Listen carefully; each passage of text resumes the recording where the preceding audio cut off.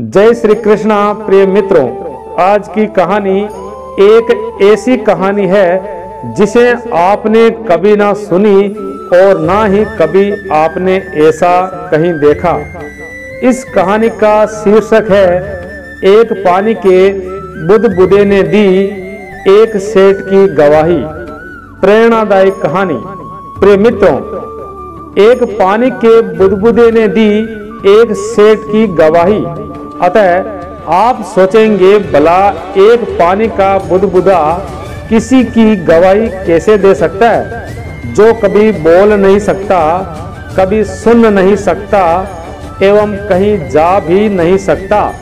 परंतु यही सत्य है कि ईश्वर किए गए कर्मों की सजा कब, कैसे एवं किसके द्वारा हमें देता है, ये एक मनुष्य के लिए समझना अत्यंत कठिन है। अतः आज की कहानी में भी कुछ ऐसा ही होने वाला है। मित्रों, इससे पहले कि आप कहानी की भावनाओं में खो जाओ, आपके अपने चैनल को अभी सब्सक्राइब जरूर कर ले। तो कहानी शुरू करते हैं। एक नगर में एक सेठ और एक किसान रहते थे। दोनों एक दूसरे के घनिष्ठ मित्र थे। कोई भी कार्य हो, दोनों एक दूसरे के बिना पूर्ण नहीं करते थे। सेठ अपना व्यवसाय अर्थात कारोबार करता था एवं किसान अपनी खेती बाड़ी में खुश था। दोनों की दोस्ती की लोग मिसाल दिया करते थे कि दोस्ती हो तो सेठ और किसान जैसी, अर्थात दोनों दोस्तों का जीवन अच्छी तरह से चल रहा था। काफी समय हो गया, दोनों का काम धंधा इसी तरह चलता रहा। परंतु कुछ दिनों बाद सेठ के कारोबार में गिरावट आना शुरू हो गई और कारोबार में आमदनी धीरे धीरे कम होने लगी। अतः सेठ ने फैसला किया कि कहीं विदेश कमाने जाना चाहिए और एक दिन सेठ विदेश के लिए तैयार हो गया। लेकिन जाने से पहले सेठ के दिमाग में ख्याल आया कि एक बार अपने दोस्त से मिल लेता हूँ, क्योंकि सेठ और किसान में इतना प्रेम था कि वह एक दूसरे को पूछे बिना कोई भी कार्य नहीं करते थे एवं कुछ भी करने से पहले एक दूसरे से जरूर पूछते थे। इसलिए सेठ अपने घर से किसान के घर की ओर रवाना हो गया और थोड़ी देर बाद किसान के घर पहुंच गया और किसान की पत्नी और किसान का एक 10 साल का लड़का घर पर था। तब सेठ ने अपनी भाभी अर्थात किसान की पत्नी से कहा, भाभी जी, भैया कहाँ है? तो किसान की पत्नी ने जवाब दिया कि वो किसी काम के लिए खेत में गए हैं, आप बैठो, अभी आते ही होंगे। परंतु सेठ को जाने की जल्दी थी और अपने मित्र को भी बताना जरूरी था कि वह बाहर विदेश जा रहा है। अतः सेठ ने कहा, रहने दो भाभी, मैं खेत में जाकर मिल लूंगा। तो किसान की पत्नी ने कहा, आप रहने दो, मेरा बच्चा पिंटू है ना, ये बुलाकर ले आएगा, आप फालतू में तकलीफ उठाएंगे। और किसान की पत्नी ने अपने लड़के पिंटू को आवाज लगाई और बोली, जाओ अपने पिताजी को बुला लाओ कि घर पर सेठ चाचा आए हैं। और किसान का लड़का अपनी माँ की बात सुनकर वहां से चला गया और थोड़ी देर बाद किसान एवं उसका लड़का दोनों वापस आ गए। आगे घर पर सेठ बैठा था। दोनों आपस में गले मिले, बातें की और सेठ बोला, भाई मुझे जल्दी है, मैं कहीं बाहर जा रहा हूँ, इसलिए जाने से पहले सोचा तुमसे मिलकर जाऊं। तो किसान ने कहा, हे मित्र, तुम बाहर क्यों जा रहे हो? हमारा सब अच्छा तो चल रहा है, क्या कोई समस्या है या कोई बात हुई है? अचानक तुम गांव छोड़कर बाहर कमाने क्यों जा रहे हो? अगर तुम चले गए तो तुम्हारे बिना मेरा मन कैसे लगेगा? तब सेठ ने सारी बात किसान से कही और अपना हाल सुनाया और बोला, मुझे जाना होगा। तभी अचानक किसान की पत्नी बोली, सुनो जी, आप भी चले जाओ, साथ में दोनों का मन भी लगेगा और अकेलापन भी महसूस नहीं होगा। और विदेश में किसका कौन है, इसलिए दोनों एक साथ रहोगे तो एक दूसरे का साथ देंगे और इसी बहाने आप भी थोड़ा धन कमा लाएंगे। किसान के दिमाग में अपनी पत्नी की बात अच्छी तरह से बैठ गई और किसान ने मन ही मन फैसला कर लिया कि वो भी सेठ के साथ विदेश जाएगा और बहुत सारा धन कमा कर लाएगा। किसान सेठ से कहने लगा, देखो मित्र, आज तक हम दोनों मित्र एक साथ रहे, एक साथ खाए पिए हैं, लेकिन आज तुम अकेले मेरे बगैर विदेश जा रहे हो। मैं भी तुम्हारे साथ चलूंगा, दोनों साथ चलेंगे, इसके बहाने मैं भी थोड़ा घूमकर आ जाऊंगा। सेठ के बहुत मना करने के बाद भी किसान ने एक भी नहीं सुनी और सेठ बोला, ठीक है मित्र, कल सुबह तैयार रहना, जल्दी ही निकलना है।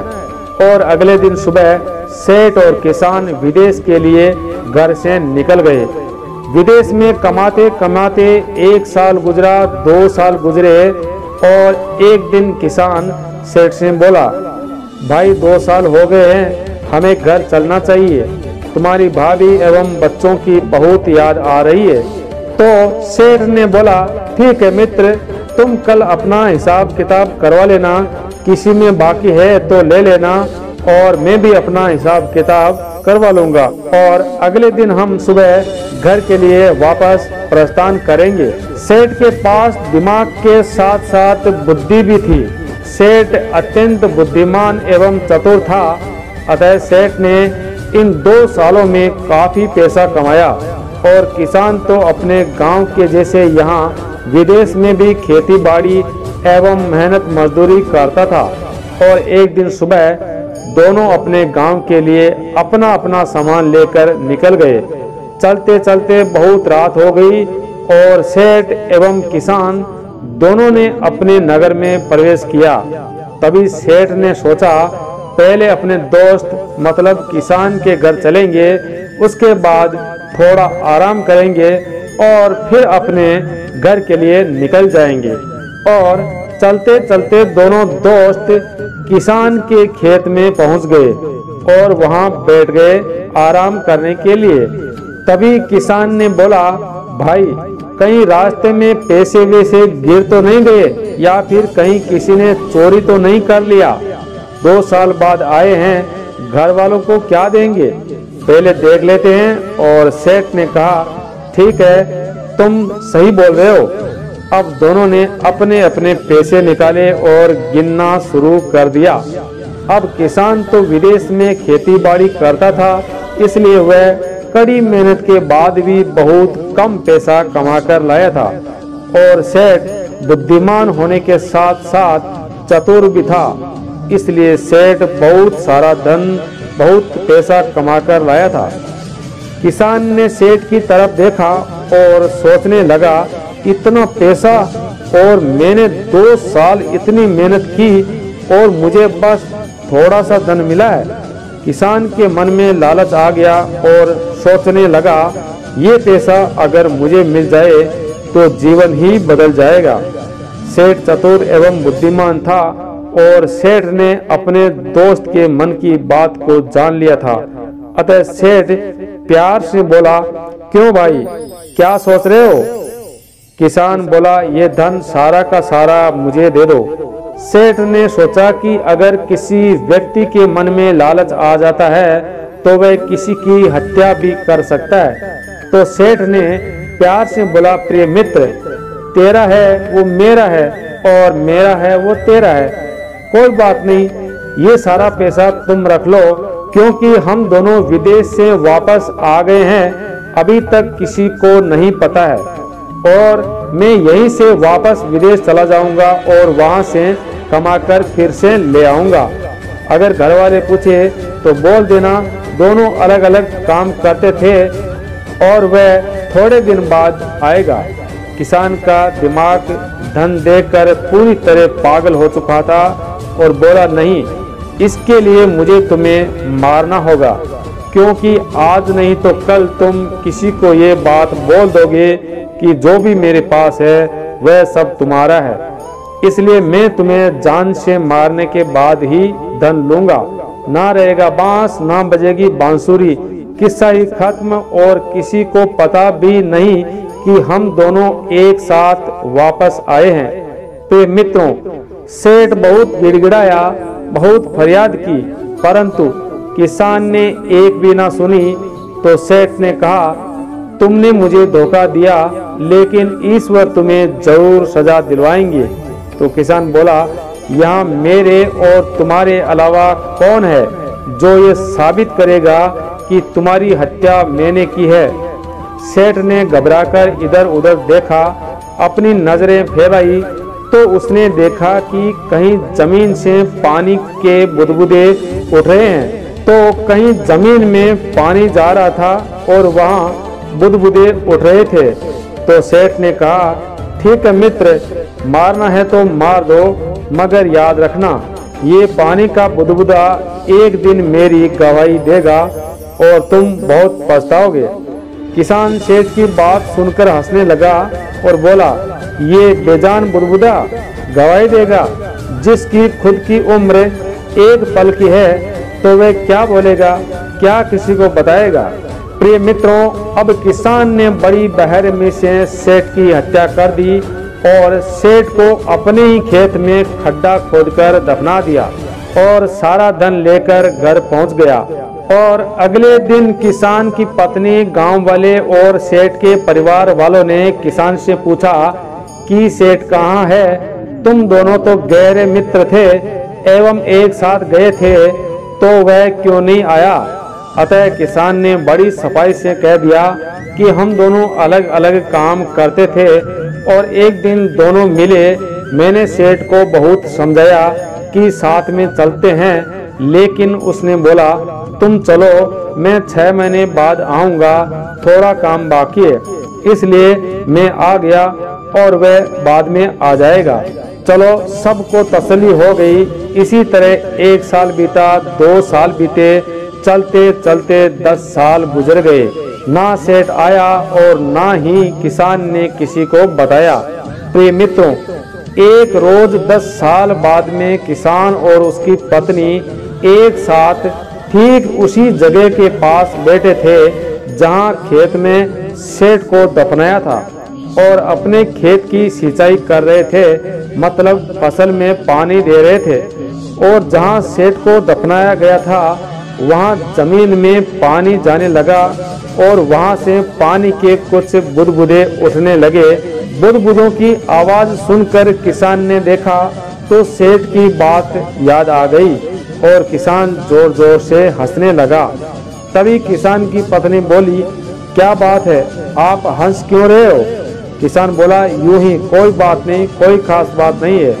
किसान की पत्नी बोली, नहीं, यहाँ मेरे और आपके अलावा कोई और नहीं है, आप मुझ पर हंस रहे हो, आखिर क्या बात है, मुझे बताओ। किसान बोला, नहीं, कोई बात नहीं है। लेकिन किसान की पत्नी कहाँ मानने वाली। आपने सुना ही होगा मित्रों, किसी ने सच ही कहा है कि बच्चा, औरत, राजा एवं संत, ये 4 अगर अपनी जिद पर आ जाए तो किसी की भी नहीं सुनते। ऐसा ही किसान के साथ भी हुआ। उसकी पत्नी कहने लगी, अगर आपने नहीं बताया तो मैं अभी इसी वक्त इसी कुएं में गिरकर अपनी जान दे दूंगी। तब किसान ने कहा, देखो, बता तो दूंगा, मगर ये बात किसी को पता नहीं चलनी चाहिए। किसान की पत्नी बोली, नहीं जी, आपकी कसम, मैं किसी को नहीं बोलूंगी। तो किसान ने सारा का सारा किस्सा अपनी पत्नी से कह सुनाया कि आज जो भी हमारे पास है, जो भी धन हमारे पास है, वह सारा का सारा पैसा मेरे मित्र का है, मेरे दोस्त का है। तो उसकी पत्नी कहने लगी, तो आपका दोस्त कहाँ है। तो वह किसान उसे बोला कि जहाँ से पानी के बुदबुदे निकल रहे हैं उसी जगह पर मैंने सेठ को मार कर दफनाया और सारा का सारा पैसा ले लिया, और आज तक ये बात मैंने किसी को नहीं बताई। तुम भी आगे ख्याल रखना कि किसी को ये बात नहीं बतानी है।